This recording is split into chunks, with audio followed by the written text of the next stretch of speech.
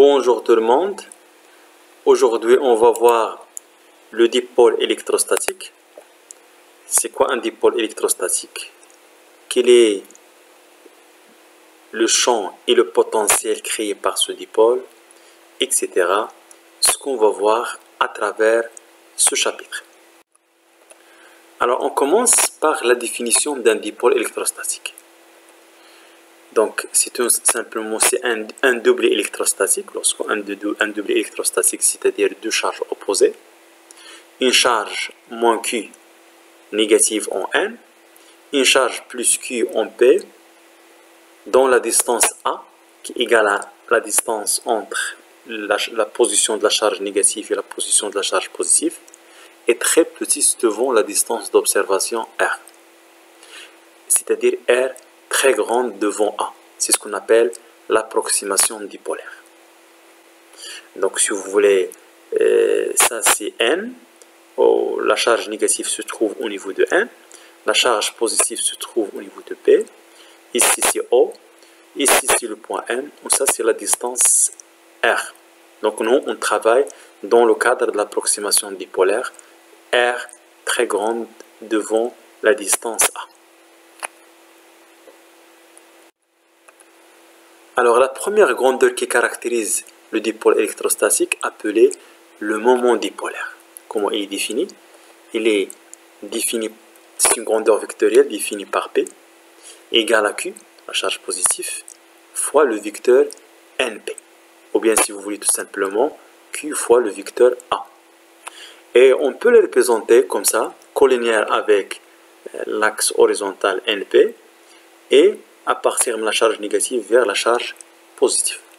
Et la longueur de la flèche, c'est exactement la norme de P.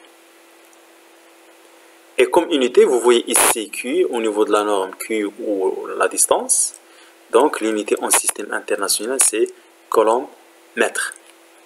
Et cette unité est très grande. La pratique, on trouve des quantités très faibles. Pour cela, on utilise généralement l'unité pratique, c'est dBi, c'est D, avec un dBi égal à 1 tiers 10 à la puissance moins 29 coulomb mètre.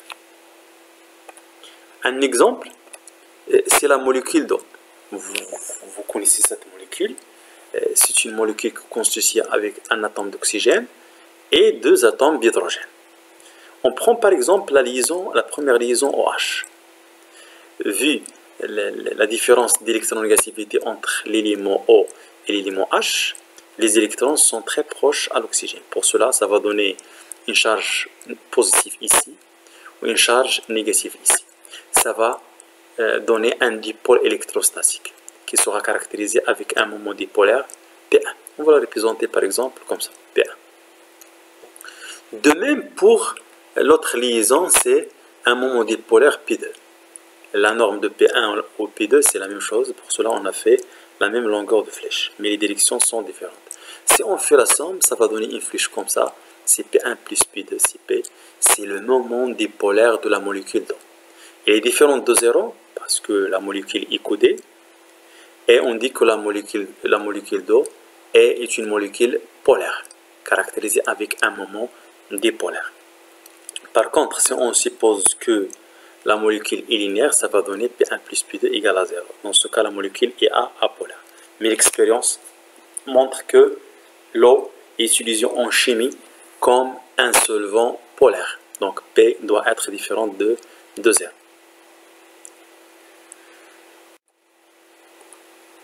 Alors, on s'intéresse dans ce paragraphe par le potentiel électrostatique créé par un dipôle électrostatique. Alors, pourquoi on commence par le potentiel? Parce que c'est simple à calculer. Et on va voir à partir du potentiel électrostatique, je peux accéder facilement au champ électrostatique. Alors, j'ai la charge négative ici et la charge positive. C'est une distribution discrète. Si on s'intéresse par le potentiel total créé par le dipôle, c'est la somme potentiel créé par la charge positive plus le potentiel créé par la charge négative. Donc, pour cette charge, c'est Q sur 4πε0, Pm, la distance Pm. Et ici, c'est Q sur 4pi epsilon 0, pardon, moins Q sur 4pi epsilon 0, Nm. Voilà l'expression de potentiel créée par les deux charges. Et on fait la somme parce que le potentiel est une grandeur additive. Alors, pour trouver la distance ou bien pour exprimer la distance Pm et Nm, plein de méthodes. Par exemple, ici, j'ai pris par exemple le vecteur Pm et Nm. J'ai introduit relation de Charles avec O. Et comme ça, je peux avoir Pm égale à R moins 1 demi A. Et ici, R plus 1 demi A vecteur. Avec R, c'est ce vecteur. Et A, c'est ce vecteur. Nous, on s'intéresse qu'avec la moitié. Donc, O, P, c'est 1 demi A vecteur. On fait le carré et la racine. On développe le calcul. Ça va donner 1 sur Pm, 1 sur M égale à les deux relations. Et il y a une relation mathématique qui permet de donner dans un triangle quelconque cette relation. Alors, qu'est-ce que vous remarquez ici? On travaille avec A sur L ici, A carré sur 4R carré. Et nous, on travaille dans le cadre de l'approximation dipolaire. A est très inférieur devant R. Donc, vous pouvez dire que A sur R, c'est tend vers 0. Et nous, on s'intéresse après qu'avec le développement limité d'ordre 1. Donc, on peut négliger ça parce que ça va représenter après l'ordre 2. Et puisque A sur R est très faible, donc je peux négliger, si vous voulez, A carré sur R et 4R carré devant A sur R et bien sûr devant 1.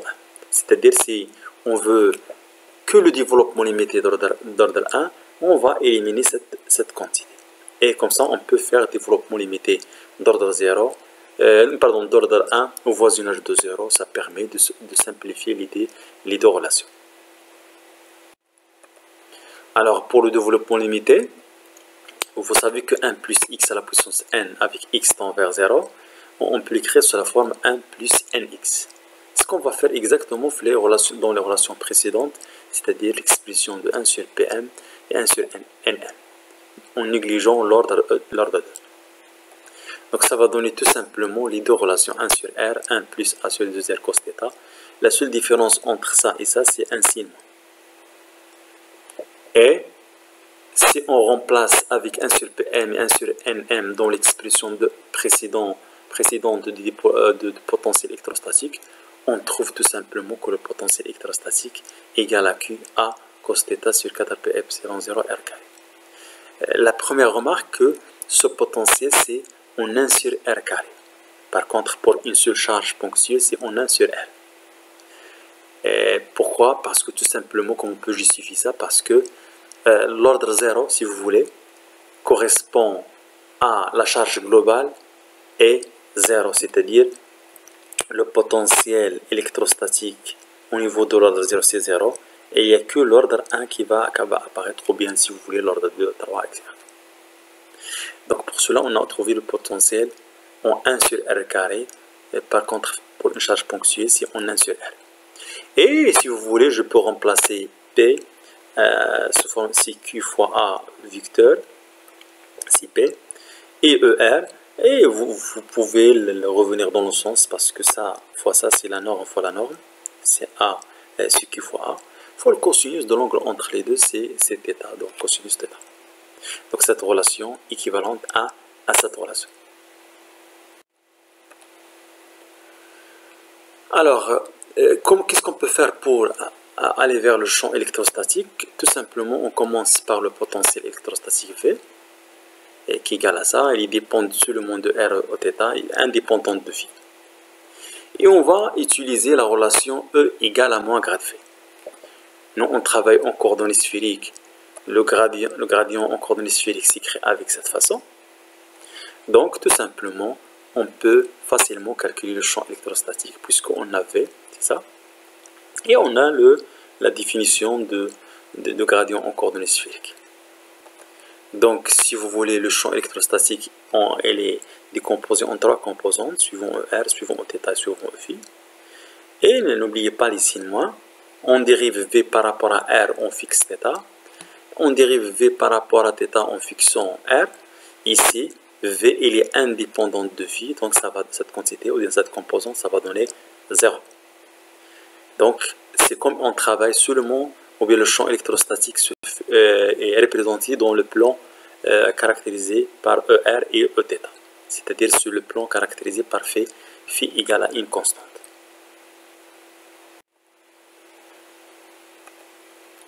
Alors, tout calcul fait, on trouve l'expression de la composante radiale et orthoradiale, et bien sûr, E phi égale à 0. On fixe phi, c'est comme il s'agit, on travaille dans le plan ER et Eθ.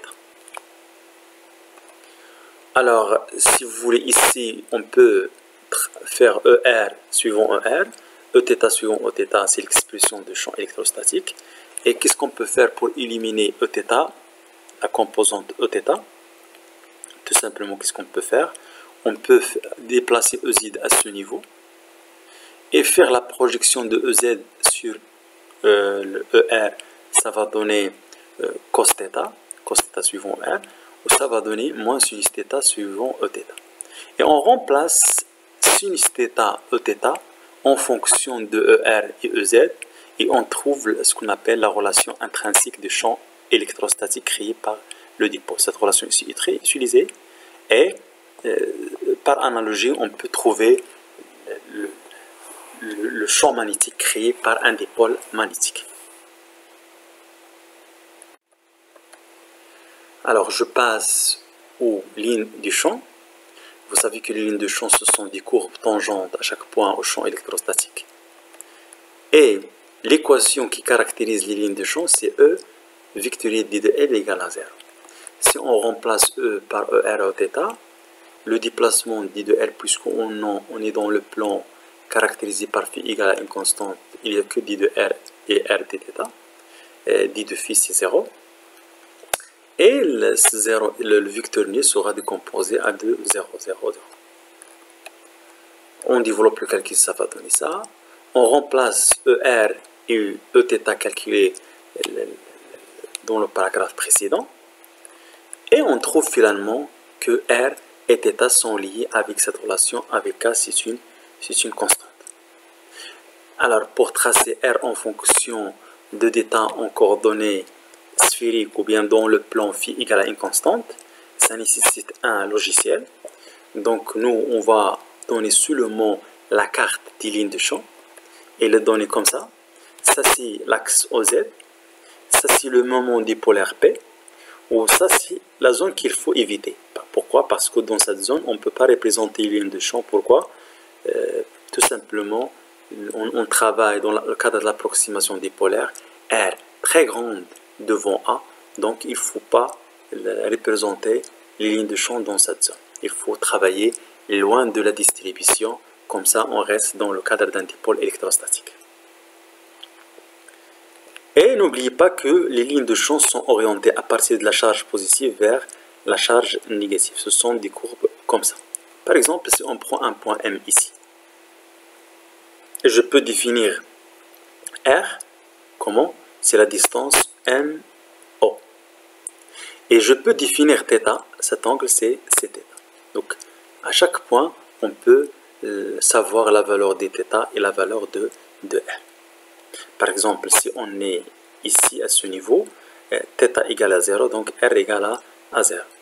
Si par exemple on est sur cet axe, θ égale à pi sur 2, donc R égale à K égale à, si vous voulez, R max.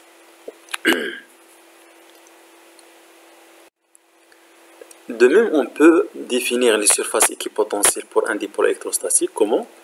C'est une surface définie par V égale à une constante. C'est l'ensemble des points qui ont le même potentiel électrostatique. V égale à constante, j'ai l'expression de V. Ça va, je développe le calcul, ça va donner R égale à R0, la racine de la valeur absolue de cos θ.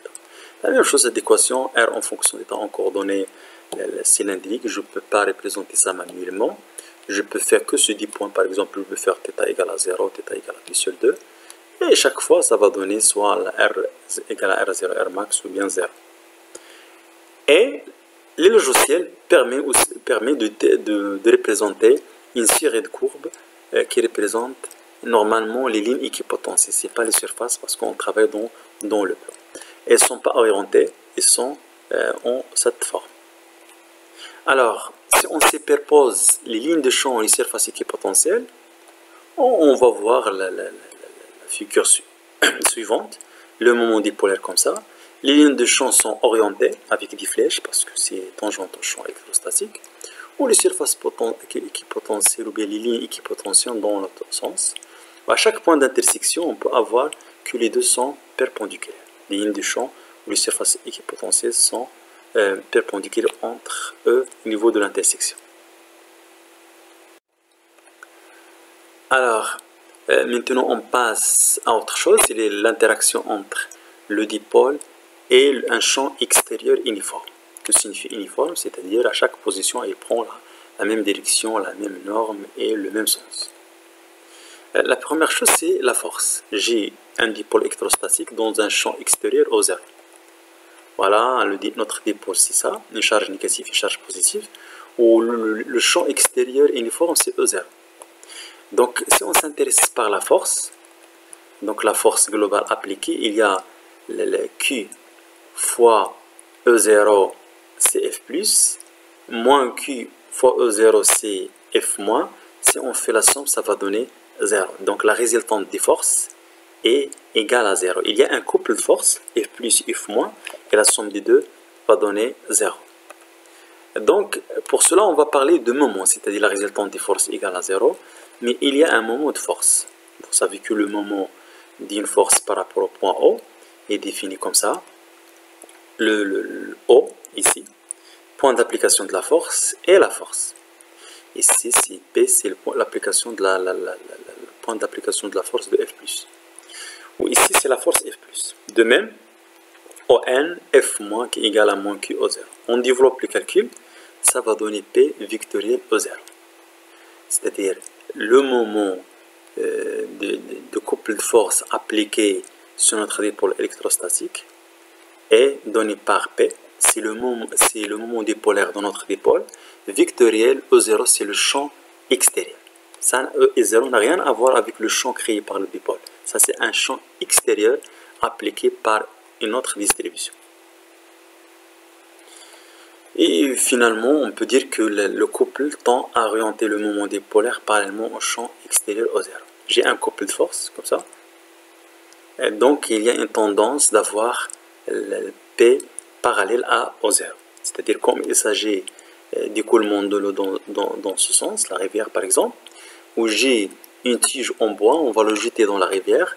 Donc, avec l'évolution, qu'est-ce qu'on va voir? Que la tige sera alignée avec l'écoulement de notre rivière. C'est la même chose. C'est-à-dire il y a une tendance d'avoir P collinéaire avec E0.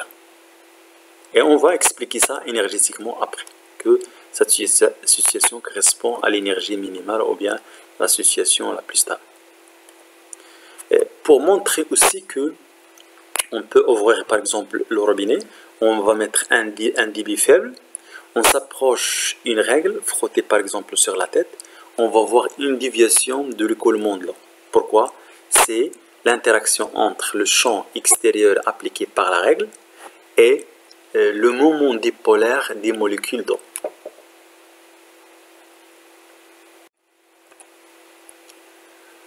Alors, pour l'énergie potentielle d'interaction, on commence par une charge ponctuelle dans un champ extérieur. Vous savez que le travail égale à F dit de L.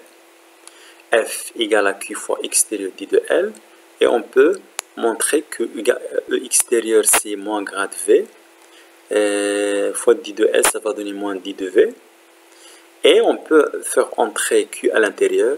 Ça correspond à moins d de EP puisque le travail d'une force conservative. Donc on peut montrer que l'énergie potentielle d'une charge Q dans un champ extérieur est donnée par EP égale à Q. C'est la charge fois V. Le potentiel correspond à notre champ extérieur. Bien sûr à une constante prix. Donc Q fois V, c'est l'énergie potentielle de notre charge. Alors, on peut utiliser cette relation pour le dipôle. Pour le dipôle, qu'est-ce qu'il faut faire? Il faut faire Q fois V plus moins Q V moins. Avec la charge positive, la charge négative, et le potentiel créé par la charge positive et la charge négative. Si on développe les calculs, qu'est-ce qu'on peut avoir? On peut montrer que l'énergie potentielle d'interaction entre notre dipôle de moment dipolaire P et le champ extérieur s'écrit avec cette façon. Moins P scalaire E extérieur. Ça, c'est l'énergie potentielle d'interaction entre le dipôle de moment dipolaire P et le champ extérieur. Alors, comme vous voyez, cette énergie potentielle est minimale lorsque P et E extérieur sont parallèles.